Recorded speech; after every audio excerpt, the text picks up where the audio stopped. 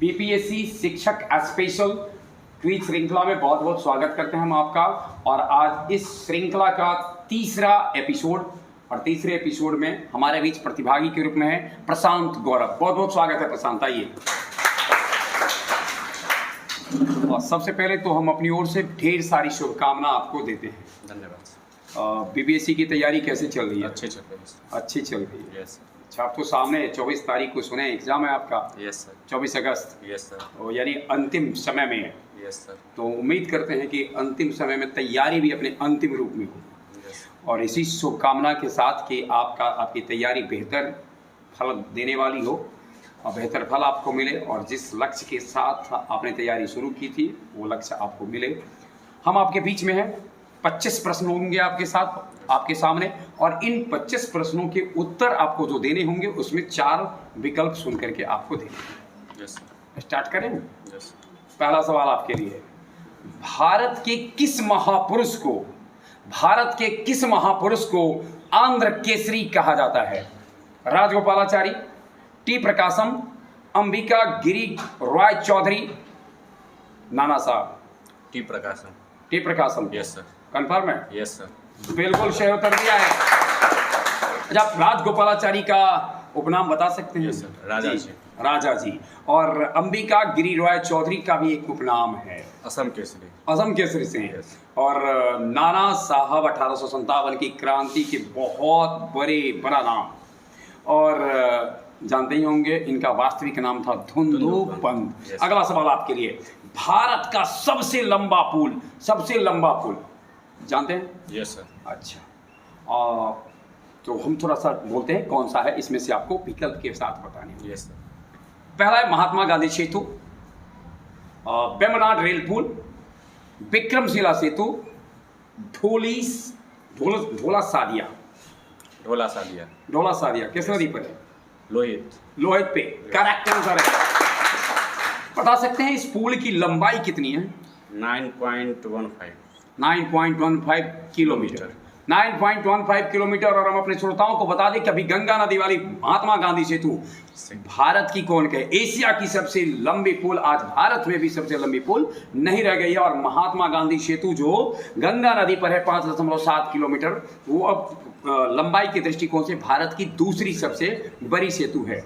वही तीसरे नंबर पर है बांद्रा, मुंबई में बांद्रा बाली लिंक समुद्र सेतु पर है वो, जो माहिम की खाड़ी में है, वो तीसरे नंबर की पुल है। और चौथे नंबर की पुल है विक्रमशिला सेतु भागलपुर में। और वेम्बनाड रेलवे पुल 5वें नंबर पर है जिसकी लंबाई 4.64 किलोमीटर है। क्वेश्चन नंबर तीसरा आपके लिए है।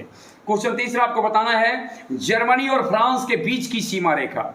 जर्मनी और फ्रांस के बीच की सीमा रेखा ऑप्शन के अनुसार, क्योंकि जर्मनी और फ्रांस के बीच की सीमा रेखा भिन्न भी कई है, 2 है, लेकिन ऑप्शन देखना है आपको।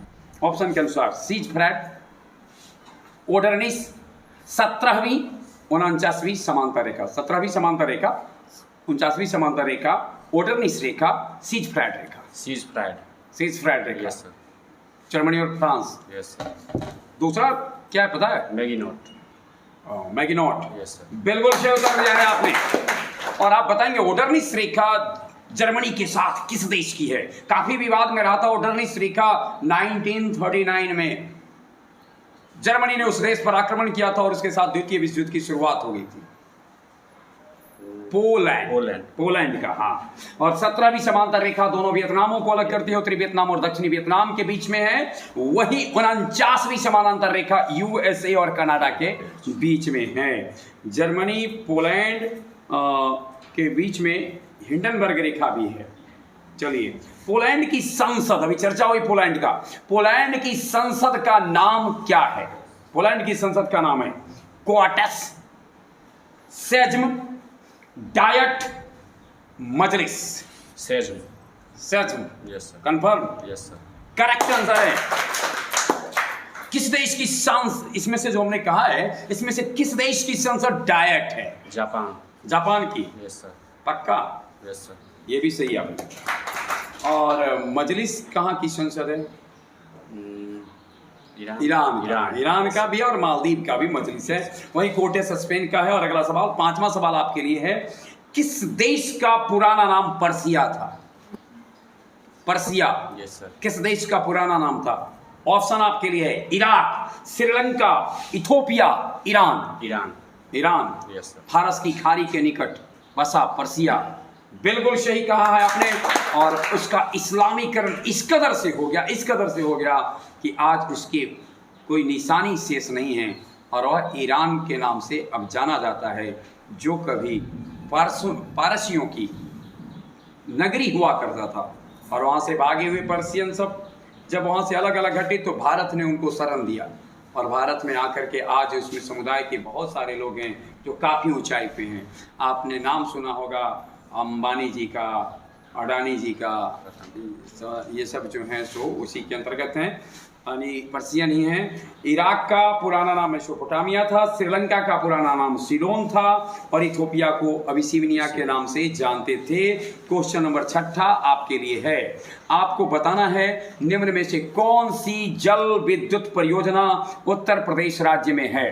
कौन सी जल विद्युत परियोजना उत्तर प्रदेश राज्य में है?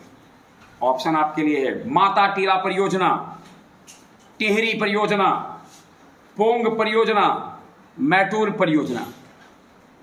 सर ऑप्शन है पर माता टीला। माता टीला सर। माता टीला है। Yes sir. करेक्ट आंसर है माता टीला। हम अपने श्रोताओं को बता दें कि माता टीला बेतवा नदी पर है, उत्तर प्रदेश में है। वही टिहरी उत्तराखंड में है, भागीरथी नदी पर है। भागीरथी वही जो आगे चल करके गंगा बनेगी। और पोंग पंजाब में है, ब्यास नदी पर है। और मैटूर कावेरी नदी पर है, तमिलनाडु में है। क्वेश्चन नंबर 7वां आपके लिए है। निम्न में से किस सल्तनत कालीन इमारत का निर्माण बलबन ने कराया था? किस सल्तनत कालीन इमारत का निर्माण बलबन ने कराया था? 2.5 दिन का झोपड़ा, हौज ए शमसी, आलाई दरवाजा, 56 कोटी, लाल महल। लाल महल।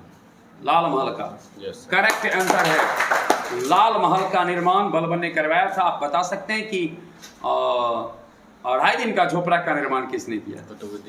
कुतुबुद्दीन ऐबक ने करवाया था। हम अपने श्रोताओं को बता दें कि कुतुबुद्दीन ऐबक ने अजमेर में इस झोपड़ी का, जिसका नाम ये 2.5 दिन का झोपड़ा है, दरअसल एक मस्जिद है, और इसका निर्माण उन्होंने कराया था। और संस्कृत विश्वविद्यालय को इसके लिए उन्होंने ध्वस्त कर दिया था उसको, यानी उसने संस्कृत विश्वविद्यालय को तोड़कर इसका निर्माण कराया था। वहीं 56 कोटी गयासुद्दीन तुगलक द्वारा स्थापित है। अलाउद्दीन खिलजी ने अलाई दरवाजा का निर्माण किया था। अगला क्वेश्चन है आपके लिए। निम्न में से कौन सी बौद्ध संगीति पाटलिपुत्र में हुई थी? कौन सी बौद्ध संगीति पाटलिपुत्र में हुई थी? प्रथम, द्वितीय, तृतीय, चतुर्थ। प्रथम, द्वितीय, तृतीय और चतुर्थ। तृतीय। तृतीय Yes. करेक्ट आंसर है। प्रथम कहाँ हुई थी? राजगीर। द्वितीय कहाँ हुई थी? वैशाली। चतुर्थ कहाँ हुई थी? कुंडलवन। वाह क्या बात है। पहली की अध्यक्षता किया महाकश्यप ने, दूसरी की अध्यक्षता किया सुब्बाकामी, सर्वकामी जिसे कहते हैं, और तृतीय की अध्यक्षता किया मोगलीपुत्रतिष्ठ ने, चतुर्थ की अध्यक्षता किया वसुमित्र ने। पहली एक बार फिर से महाकश्यप, दूसरी सुब्बाकामी, तीसरा मोगलीपुत्रतिष्ठ, चौथा वसुमित्र ने। और शासक की बात किया जाएगा, पहली बौद्ध संगीति हुई थी 483 ईस्वी पूर्व में, जिस साल भगवान बुद्ध ने महापरिनिर्वाण को प्राप्त किया था, और उस साल इसकी संगति हुई। और शासक कौन थे बता सकते हैं आप? महाकश्यप। नहीं, आजाद तो अध्यक्ष थे, शासक अजात शत्रु थे। और द्वितीय बौद्ध संगीति का कालाशोक गुड, तीसरा का अशोक गुड, चौथा का कनिष्क। बहुत बहुत खूब अच्छा उत्तर दिया है आपने। संविधान के किस भाग में निर्वाचन का उल्लेख मिलता है? निर्वाचन का भाग 4, भाग 17, भाग 15, भाग 9। 15। भाग 15। Yes sir. भाग 4 बता सकते हैं किसका है? Yes sir. किसका? राज्य के नीति निर्देशकता। और भाग 17? राजभाषा। और भाग 9? 9 पंचायत। करेक्ट आंसर है। भाग 4 में राज्य के नीति निर्देशक तत्व हैं, भाग 17 में राजभाषा है, भाग 15 में निर्वाचन है और भाग 9 में पंचायत है। हम श्रोताओं को स्पष्ट करते हैं, भाग 4 में अनुच्छेद 36 से 51 तक आते हैं, भाग 17 में 343 से 351 तक आते हैं, भाग 15 में 324 से 329 है, और भाग 9 जो है वो पंचायत का जिसका जुड़ाव है वो 243 के क से 243 का 9।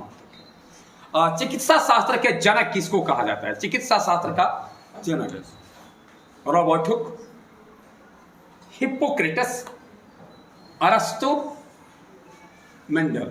हिप्पोक्रेटस। हिप्पोक्रेटस को इसका जनक कहा जाता है। Yes sir. Correct answer. Hippocrates को जनक कहा जाता है। आप ये बता सकते हैं रॉबर्ट हुक बड़ा प्रसिद्ध है, किसकी खोज किया है? सेल सर, कोशिका। कोशिका का खोज किया था और कोशिका की इनको जनक का, कोशिका विज्ञान का। अरस्तु को जंतु विज्ञान और जीव विज्ञान का जनक कहा जाता है और आनुवंशिकी के जनक कहलाते हैं मेंडल। कौन सा रोग, हम जो भी रोग बोलेंगे इनमें से कौन सा रोग है जो प्रोटोजोआ जनित है? सूक्ष्म जीवों के द्वारा जो रोग होते हैं उनमें से जो रोग हम अभी आपके बीच में रखने वाले हैं उसमें कौन ऐसा है जो प्रोटोजोआ जनित है? एड्स, पैरिया, डिप्थीरिया, खाज। पैरिया। पैरिया यस पक्का। एड्स किसके द्वारा? HIV सर, ये वायरस का। और डिप्थीरिया?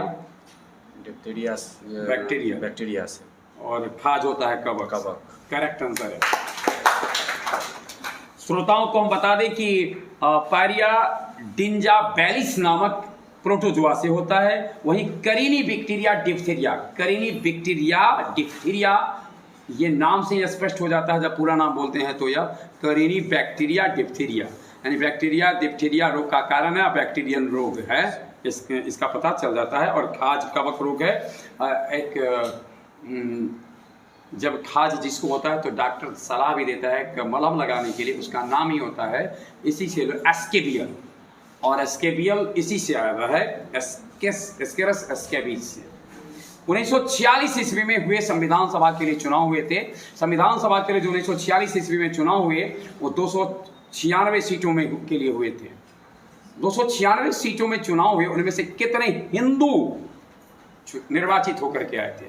ऑप्शन है आपके लिए 80, 31, 163, इनमें से कोई नहीं। 163। 163 हिंदू आए थे। Yes sir. बता सकते हैं कि इसमें मुस्लिम कितने थे? 80 मुस्लिम भी थे। पहले तो आपने 163 हिंदू बताया, बिल्कुल सही कर दिया है। सिख की संख्या 4 थी और एंग्लो इंडियन समुदाय से 2-3 लोग थे। भारतीय ईसाई भी इसमें थे, 6 थे। एक ब्रेटन वुड्स सम्मेलन का 2 बहन के रूप में, जुड़वा बहन के रूप में आई एक 2 संस्था का उदय हुआ था। एक थी अंतर्राष्ट्रीय मुद्रा कोष और दूसरा था विश्व बैंक। यह ब्रेटन वुड्स सम्मेलन की जुड़वा बहन कहलाती है। आपको बताना है ये ब्रेटन वुड्स सम्मेलन की जो बहन है जुड़वा, उसमें अंतर्राष्ट्रीय मुद्रा कोष का मुख्यालय कहाँ है? जेनेवा, रोम, वाशिंगटन, लियोन। वाशिंगटन डीसी, सीधे वाशिंगटन नहीं ना, वाशिंगटन डीसी करेक्ट आंसर है। बिल्कुल सही उत्तर दिया है आपने। श्रोताओं को हम बता दें, विश्व बैंक के साथ अंतर्राष्ट्रीय वित्त निगम, इसके बाद IRBRD, IDA, MIGA, ICSID, इंटेलस्टा, मतलब INTELSAT, इंटरनेशनल टेलीकम्युनिकेशन सैटेलाइट। तो इस तरीके से जितने भी हैं, खास करके जो वित्तीय संस्थाएं हैं, उसका मुख्यालय है अमेरिका, US, मतलब उसका वाशिंगटन DC में। और लियोन फ्रांस बहुत महत्वपूर्ण संस्था है, उसका मुख्यालय है। इंटरनेशनल पुलिस, इंटरपोल के नाम से जानी जाती है, उसका मुख्यालय लियोन में है, फ्रांस में है। वहीं FAO, WEP और IFAD ये रोम इटली की है। FAO यानी कि फूड एग्रीकल्चर ऑर्गेनाइजेशन, खाद्य कृषि संगठन। वर्ल्ड फोरम प्लानिंग, मतलब इस तरीके से रोम का ये है। जेनेवा, बहुत दुनिया की बहुत सारी संस्थाएं जेनेवा में हैं, उसमें से विश्व स्वास्थ्य संगठन है, विश्व मौसम संगठन है, विश्व व्यापार संगठन है, WTO, ITU, WHO, ITC, बहुत सारी संस्थाएं हैं। जेनेवा किस देश में? स्विट्जरलैंड करेक्ट आंसर है। और अब 14वां सवाल आपके लिए। ध्वनि में जिन तरंगों की आवृत्ति 20 हर्ट्ज से कम होती है, यानी 20 हर्ट्ज से कम ध्वनि तरंग जो होती है उसको हम क्या कहते हैं? ऑप्शन आपके लिए है श्रव्य तरंग, अवश्रव्य तरंग, पराश्रव्य तरंग, इनमें से कोई नहीं। अवश्रव्य तरंग, अवश्रव्य तरंग, अच्छा, infrasonic. Yes sir, infrasonic correct answer है। अल्ट्रासोनिक किसको कहते हैं? सर जिसका 20,000 से अधिक हो जाएगा, यानी 20,000 हर्ट्ज से अधिक हो तो ऑडिबल हो गया, जो 20 हर्ट्ज से 20,000 के बीच में हो। यानी मनुष्य की जो सुनने का सामर्थ्य है वह 20 हर्ट्ज से 20,000 हर्ट्ज तक है। 20,000 हर्ट्ज से ऊपर की आवृत्ति वाली ध्वनि तरंग को कहते हैं पराश्रव्य, और 20 हर्ट्ज से कम वाली को कहते हैं अवश्रव्य, और बीच वाली को कहते हैं श्रव्य। बहुत बहुत धन्यवाद, बहुत सुंदर उत्तर दिया है आपने। और कीटों का अध्ययन, अगला सवाल है, कीटों का अध्ययन क्या कहलाता है? इक्थियोलॉजी, मेलकोलॉजी, ऑन्कोलॉजी और एंटोमोलॉजी। फिर से एक बार ऑप्शन, इक्थियोलॉजी, मैलेकोलॉजी, ऑन्कोलॉजी और एंटोमोलॉजी। Entomology, entomology yes.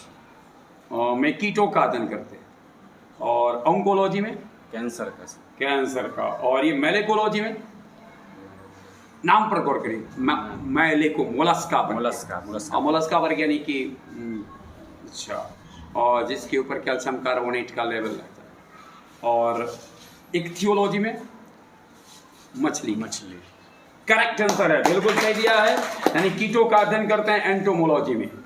अगला सवाल है, किसकी खोज का श्रेय एडवर्ड जेनर को जाता है? एडवर्ड जेनर निम्न में से किसके खोज करता है? हैजा, हृदय प्रत्यारोपण, विषाणु, चेचक का टीका? चेचक का टीका, चेचक का टीका का एडवर्ड जेनर ने किया था, करेक्ट आंसर है। हैजा का बता सकते हैं? ऐसे आपने अपने प्रश्न का तो सही उत्तर दे दिया, लेकिन हैजा का सर इसमें भी ऑप्शन मिलेगा। अच्छा, ऑप्शन देना पड़ेगा। अच्छा चलिए, रॉबर्ट कोच, मैं आपको बता देता हूँ, रॉबर्ट कोच और डॉक्टर क्रिश्चियन बर्नार्ड ने हृदय प्रत्यारोपण का, और इवानोवस्की ने विषाणु की खोज की थी। अगला सवाल आपके लिए, कौन सा नगर, अभी हम जो नगर बताएंगे उसमें से बताना है, गोदावरी के किनारे है? अब गोदावरी के किनारे तो कई नगर होंगे, लेकिन मैं जो 4 ऑप्शन देने जा रहा हूँ इसमें से कौन सा नगर गोदावरी के किनारे है? श्रीनगर है? नहीं है। किस नदी पर है श्रीनगर? झेलम, इसलिए गोदावरी, मतलब गोदावरी पे नहीं।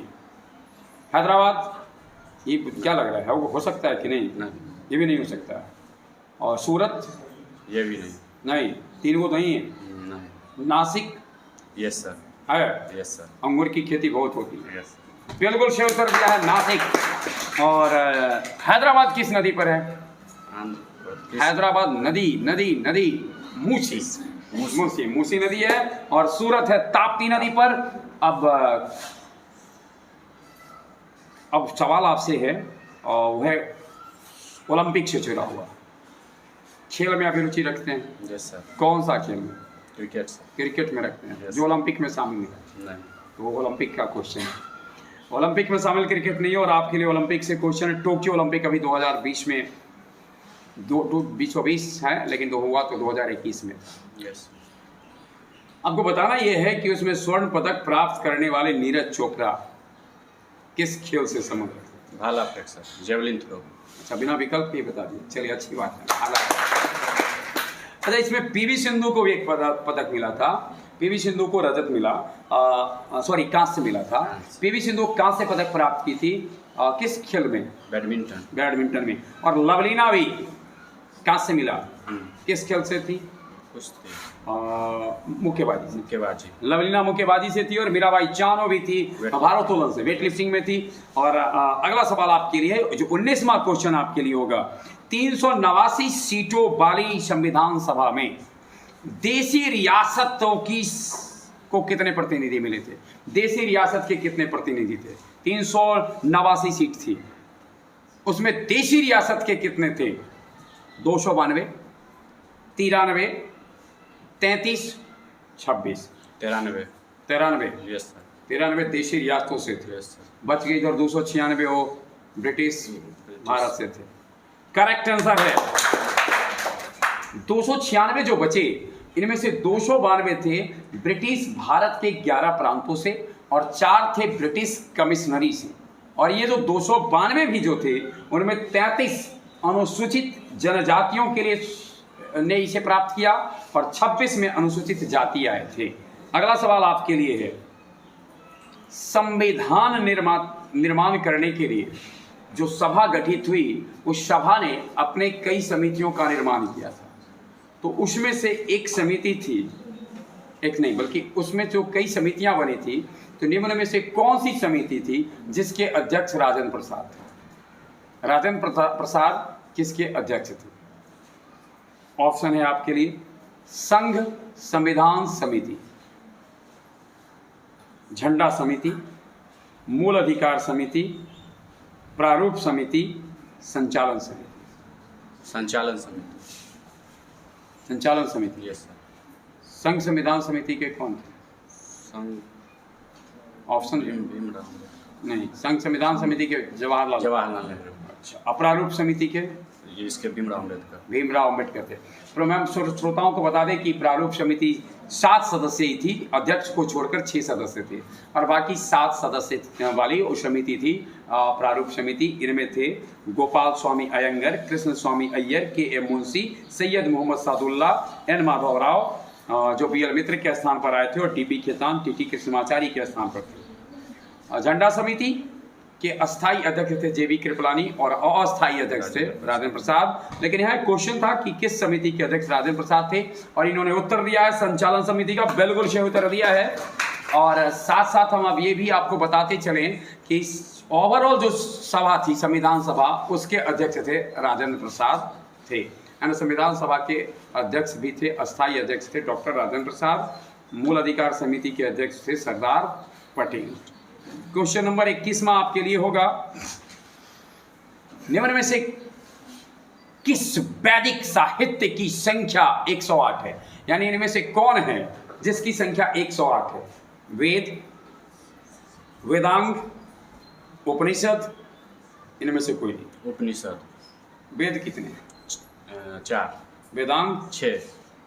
तो वेद 4, वेदांग 6 और उपनिषद 108 करेक्ट आंसर है। एक नाम आप सुनते होंगे, बराबर क्वेश्चन पूछता है, सत्यमेव जयते, किस उपनिषद से? मुंडकोपनिषद। मुंडक उपनिषद से।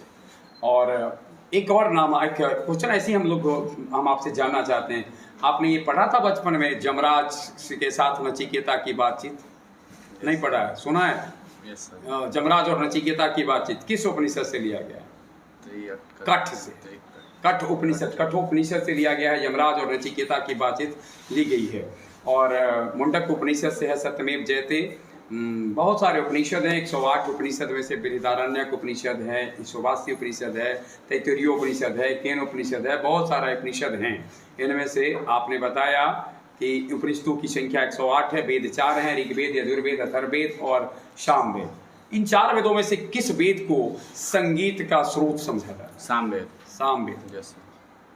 ऋग्वेद में ऋचाएँ हैं, सामवेद, और अथर्ववेद में जादू टोना फलना ये सब तरह नहीं।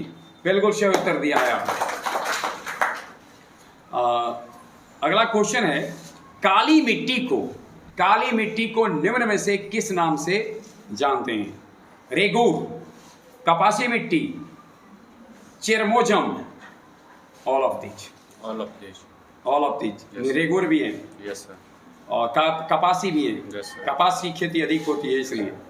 और रेगूर मिट्टी भी है और चरमोजम भी। Yes sir. तो क्या है रेगूर, कहाँ ये जाना जाता है? रेगूर को दक्कन के क्षेत्र में। दक्कन के पठार के पास इसको रेगूर कहते हैं। बहुत सुंदर, बहुत सही उत्तर दिया है आपने। और चरमोजम इसका अंतर्राष्ट्रीय नाम है। अगला 23वां सवाल आपके लिए। भारत में एक नदी है, बहती भारत में कम है, लेकिन भारत से अगर बहने वाली नदी की बात की जाएगी लंबाई की, तो सबसे लंबी नदी है। लेकिन भारत में कम बहने के कारण भारत की सबसे लंबी नदी नहीं है, ब्रह्मपुत्र। आपको बताना है ब्रह्मपुत्र बंगाल में किस नाम से जानी जाती है? सांपो, सियांग, जमुना, ब्रह्मपुत्र। जमुना। यस। अच्छा। और ब्रह्मपुत्र को बंगाल में जमुना कहते हैं। सही उत्तर है। बता सकते हैं सांपो भी इसका नाम है, कहाँ? सांपो, असम। और तिब्बत तिब्बत तिब्बत में सांपो कहते हैं, सियांग कहते हैं अरुणाचल में, और असम में ब्रह्मपुत्र के नाम से जानते हैं। और जब गंगा और ब्रह्मपुत्र मिल जाती है तो इसकी संयुक्त धारा को मेघना कहते हैं। गंगा और ब्रह्मपुत्र की संयुक्त धारा को मेघना कहते हैं। हम अपने श्रोताओं को स्पष्ट कर दें कि दुनिया के सबसे बड़े नदी डेल्टा सुंदरबन डेल्टा जो बांग्लादेश में पड़ता है पश्चिम है ना, पश्चिम बंगाल उसका ज़्यादातर पार्ट्स बांग्लादेश में पड़ता है। तो ये सुंदरबन डेल्टा है वह इसी दो नदी के द्वारा बनाया जाता है, ब्रह्मपुत्र और गंगा के द्वारा। नकटा, तमाशा और कोली लोक नृत्य हैं। नकटा, तमाशा और कोली किस राज्य के लोक नृत्य हैं? ऑप्शन आपके लिए: गोवा, महाराष्ट्र, लक्षद्वीप, लद्दाख। महाराष्ट्र। नकटा, तमाशा और कोली महाराष्ट्र का है। जानते हैं महाराष्ट्र में एक स्टेशन है मुंबई में, कोलीवाड़ा। कोली समाज मछुआरों का समाज कहलाता है और इसका एक नृत्य बिल्कुल सही उत्तर दिया है। नकटा, तमाशा और कोली महाराष्ट्र के लोक नृत्य हैं। और 24 सवाल आपके हो चुके हैं। हम श्रोताओं को थोड़ा सा जानकारी उनको थोड़ा दुरुस्त करें। लद्दाख का जो लोक नृत्य है वह है जबरो और सोंडोल। जबरो और सोंडोल। लक्षद्वीप में लावा, कोलपाली और परिचकली है। वहीं गोवा का झाकोर, मानसी और खोल है। अब हमारे आपके लिए 25वां सवाल और इस एपिसोड का आखिरी सवाल है आपके लिए। आपको बताना है, एक परियोजना है हर घर गंगा जल। हर घर गंगा जल योजना जो है वो किस राज्य सरकार की योजना है? हर घर गंगा जल योजना किस राज्य की सरकार की योजना है? बिहार, उड़ीसा, सिक्किम, हिमाचल प्रदेश। बिहार। बिहार की है। Yes sir. करेक्ट आंसर है। ऐसे तो हर राज्य सरकार की बहुत सारी योजनाएं होती है, उसमें से बिहार की है हर घर गंगा जल। उड़ीसा की है घर घर पोषण। मैंने पहले कहा कि अन्य बहुत सारी योजनाओं में प्रमुख है। वही सिक्किम की है अम्मा योजना और बहिनी योजना। अम्मा योजना और बहिनी योजना सिक्किम का है, काफ़ी चर्चित रहा है अम्मा योजना और बहिनी योजना। वहीं हिमाचल प्रदेश का एक प्रमुख योजना है नारी को नमन योजना। और हम अपने श्रोताओं से अनुरोध करेंगे, नारी नमन योजना काफ़ी महत्वपूर्ण है। किस राज्य सरकार द्वारा है? हिमाचल प्रदेश के द्वारा है। ये 25 प्रश्न थे और जिसका उत्तर आपने दिया। सारे प्रश्नों का सही उत्तर देने के लिए पहले तो बहुत बहुत बहुत हमारी ओर से धन्यवाद स्वीकार करें। और फिर से एक बार हमारी ओर से शुभकामना स्वीकार करें। धन्यवाद। ढेर सारी शुभकामनाएं आने वाले दिनों के लिए, आने वाले परीक्षा के लिए। तमाम शुभकामनाओं के साथ हमारे क्विज कॉन्टेस्ट में सम्मिलित होने के लिए मैं धन्यवाद देता हूं और साथ साथ निवेदन करता हूं, आप में से कोई भी अगर इस कॉन्टेस्ट में हिस्सा लेना चाहते हैं तो आप इसमें हिस्सा ले सकते हैं। इसकी शर्त है आपके कुछ समय पूर्व आपको इन्फॉर्मेशन दिए जाएंगे और उन इन्फॉर्मेशन में से ही आपसे सवाल पूछे जाएंगे। बहुत बहुत धन्यवाद। Thank you sir.